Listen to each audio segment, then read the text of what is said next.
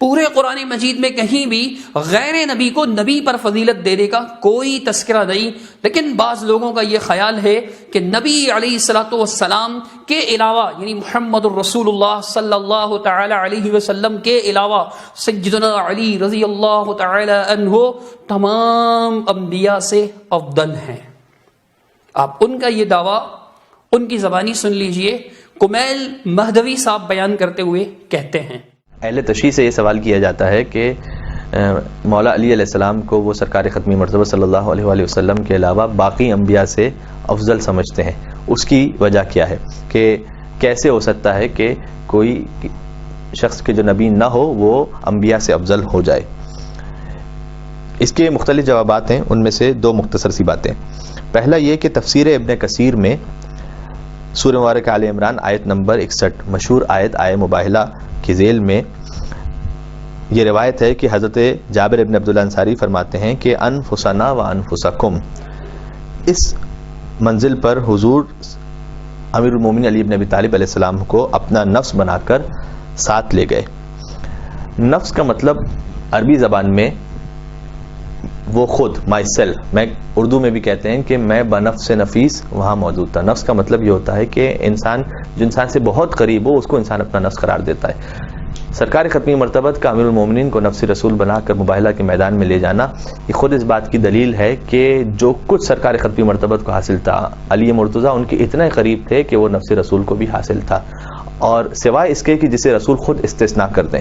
رسول نے صرف ایک چیز کو استثناء کیا، فرمایا کہ یا علی انت منی بمنزلۃ ہارون من موسیٰ الا انہ لا نبی بعدی، کہ میرے بعد کوئی نبی نہیں آنے والا، تم نفس رسول ضرور ہو لیکن تم نبی نہیں ہو۔ اس بات کا استثناء خود سرکار ختمی مرتبت نے فرما دیا۔ اسی مسئلے پر گفتگو کرتے ہوئے ان کے ایک اور ذاکر نقوی صاحب جو ہے وہ بیان کرتے ہوئے کیا کہتے ہیں، سن لیجئے کہ علی کو اللہ نے نبی جیسا بنایا ہے۔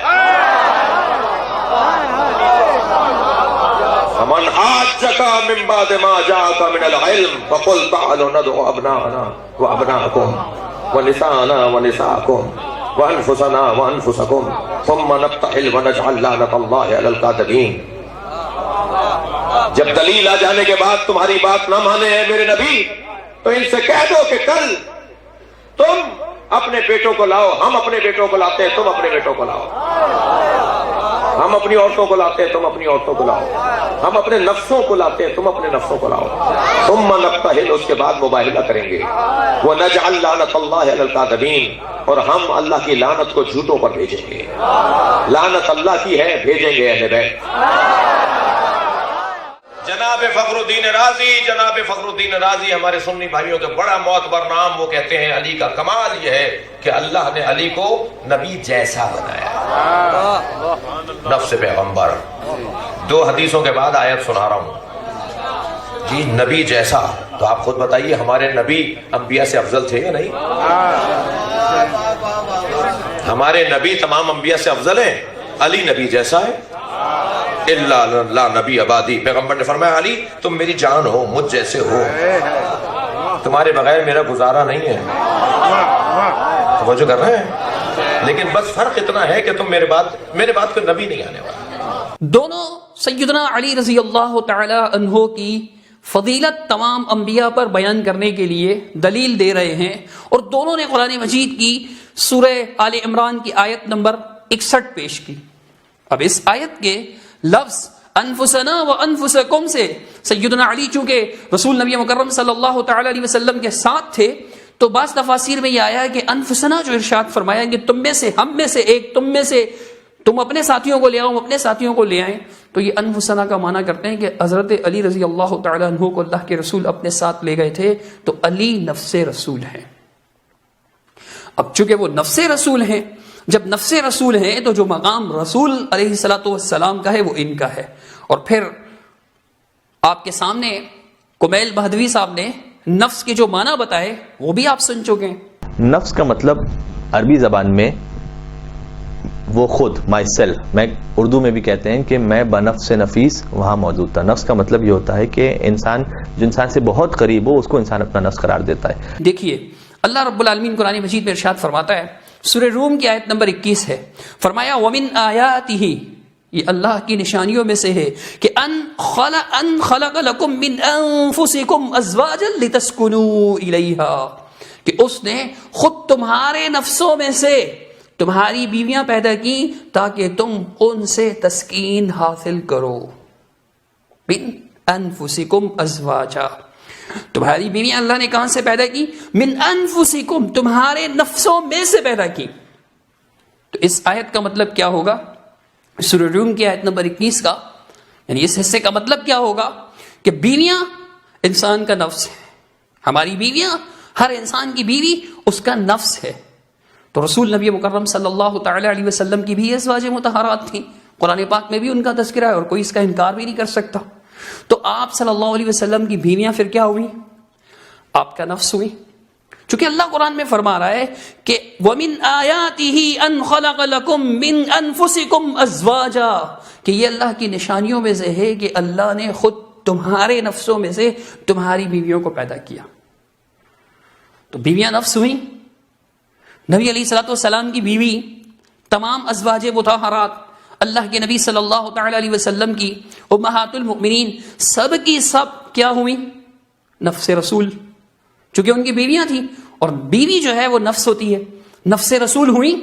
جب وہ نفس رسول ہوئی تو نعوذ باللہ ان کو کہنا چاہیے کہ تمام کے تمام ازواج مطہرات، تمام کی تمام جو ہیں وہ تمام کے تمام انبیاء سے افضل ہیں سوائے محمد صلی اللہ علیہ وسلم کے. ایسا نہیں کہتے. کیوں نہیں کہتے؟ جب ان کے نزدیک نفس کا مطلب ہوتا ہے بذات خود، بنفس نفیس، سیلف، یہ مطلب ہوتا ہے. تو بیویوں کے لیے بھی یہ لفظ وارد ہوا ہے. اور نبی علیہ الصلوۃ والسلام کی بیویاں بھی تھیں، تو وہ نبی علیہ الصلوۃ والسلام کی نفس ہوئی، ذات ہوئی، سیلف ہوئی. ان کے عقل کے مطابق، ان کی استدلال کے مطابق، ان کی منطق کے مطابق، ان کی سوچ اور ان کے فکر کے مطابق جو طرز استدلال انہوں نے اختیار کیا، جو لاجک انہوں نے اپنائی، اس لاجک کے مطابق نبی مکرم صلی اللہ تعالی علیہ وسلم کی ازواج بھی ان کا نفس ثابت ہوتی ہیں. قرآن سے ثابت ہوتی ہیں، سورہ روم کی آیت نمبر 21 سے ثابت ہوتی ہیں. تو پھر یہ کہیں کہ تمام انبیاء سے افضل تھیں سوائے محمد صلی اللہ علیہ وسلم کے. اگر نہیں کہتے تو پھر علی رضی اللہ تعالیٰ عنہ کے لیے جب یہ لفظ آتا ہے تو پھر سیدنا علی کو کیوں تمام انبیاء سے افضل قرار دیتے ہیں؟ یا تو کہیں کہ جی تمام ازواج مطہرات بھی تمام انبیاء سے افضل ہے. اگر لفظ انفس سے ہی استدلال ہے کہ اس کے معنی سیلف ہوتے ہیں، ذات ہوتے ہیں، ذات رسول تھے، تو یہ ساری ازواج مطہرات بھی ذات رسول ثابت ہوتی ہیں. تو پھر ان کی ازواج مطہرات رضی اللہ تعالی عنہن اجمعین، ان کے بارے میں بھی آپ یہی کہیں نا. چلیے ایک اور مثال سنیے. دوسری مثال سورہ آل عمران کی آیت نمبر 164، یعنی جس سورہ آل عمران کی 61 سے استدلال کرتے ہیں اسی سورہ آل عمران کی آیت نمبر 164 اللہ رب العالمین نے فرمایا لقد من اللہ علی المؤمنین اذ بعث فیہم رسولا من انفسہم یتلو علیہم آیاتہ ویزکیہم ویعلمہم الکتاب والحکمہ وان کانوا من قبل لفی ضلال مبین. فرمایا لقد من اللہ علی المؤمنین، اللہ نے مومنین پر احسان کیا. اللہ تعالیٰ نے مومنین پر احسان فرمایا. وہ احسان کیا ہے؟ اذ بعث فیہم، جب مبعوث فرمایا ان کے درمیان، من انفسہم، ان کی انفس سے. وہی لفظ انفسنا وہاں پر جو آیا سورہ آل عمران کی 61 میں، یہاں بھی انفس کا لفظ ہے. دیکھیے قرآن پر غور کیجئے. من انفسہم، ان کے نفسوں میں سے رسول بھیجا. یعنی مومنین سب کے سب نفس رسول ثابت ہوئے، سب کے سب. کیونکہ اللہ قرآن میں فرما رہا ہے سورہ آل عمران آیت نمبر 164، قرآن ہر مسلمان کے گھر پر ہوتا ہے. اٹھا کر دیکھیے لوگوں کا معاملہ کیا ہے. جیسے ہی کوئی اس قسم کا بیان سنتے ہیں، دلائل پر غور کرنے کے بجائے گالیاں دینا شروع کر دیتے ہیں، اس کی ماں بہن ایک کر دیتے ہیں، اس کے بارے میں فتوے لگانا شروع کر دیتے ہیں، اس کے بارے میں اول فول باتیں کرنا شروع کر دیتے ہیں. ارے بھائی یہ آخرت میں گالیاں کام نہیں آئیں گی، آخرت میں یہ تعصبات، یہ جانبداریاں کام نہیں آئیں گی. قرآن اٹھا کر دیکھیں کہ قرآن میں واقعی ایسے ہے یا نہیں. من انفسہم کے لفظ ہیں کہ اللہ رب العالمین نے نبی علیہ الصلوۃ والسلام کو بھیج کر جو ایمان والوں پر احسان فرمایا، وہ احسان کیا ہے کہ اللہ نے انہی کے نفسوں میں سے ایک رسول بھیجا. وہاں انفس کا ترجمہ نہیں کرتے، یہاں بھی نہیں کیجیے گا.